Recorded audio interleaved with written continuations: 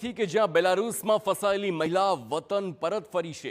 મહિલા ઘરે પરત ફરતા ભાવુક દ્રશ્યો પણ સર્જાયા। એજન્ટના કારણે બેલારુસ ફસાઈ હતી મહિલા મીના જોશી કે જ્યાં ફ્રૂટ પેકિંગના કામના નામે મોકલીને છેતરપિંડી કરવામાં આવી હતી। મહિલા પાસે કરાવાતું હતું તબેલામાં કામ। મહિલાએ શોષણ અંગે સોશિયલ મીડિયામાં હૈયા વરાળ ઝાલવી હતી। મહિલાનો વિડીયો જોઈ સમાજ અને તંત્રએ મદદ કરી।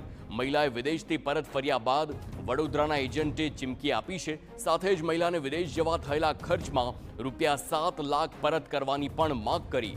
જો એજન્ટ નાણાં પરત નહીં કરે તો કાર્યવાહી કરવાની પણ ચીમકી ઉચ્ચારી છે।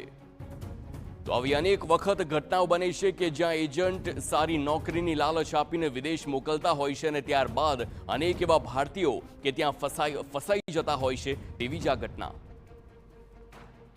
બેલારુસથી નેક્સ્ટથી 350-400 કિલોમીટર દૂર મૂકવામાં આવ્યા, એકદમ ગામડામાં ને ગાયનું ને એનું દૂધનું ને કારણે તો પણ 4-5 દિવસ જોબ કરી પછી નહીં થાય, 15 કલાક ને એવું, એટલે પછી છોડીને પછી પાછા મિક્સમાં આવી ગયા અને પછી નહીં થાય એટલે પછી મેં બીજે એમ તેમ છૂટક એ કર્યું થોડાક દિવસ, પછી નહીં થયું એટલે પછી મારા છોકરા છે 3, હું વિધવા છું, મેં કર્જ બધી જનસ વેચીને ગયેલી હતી ને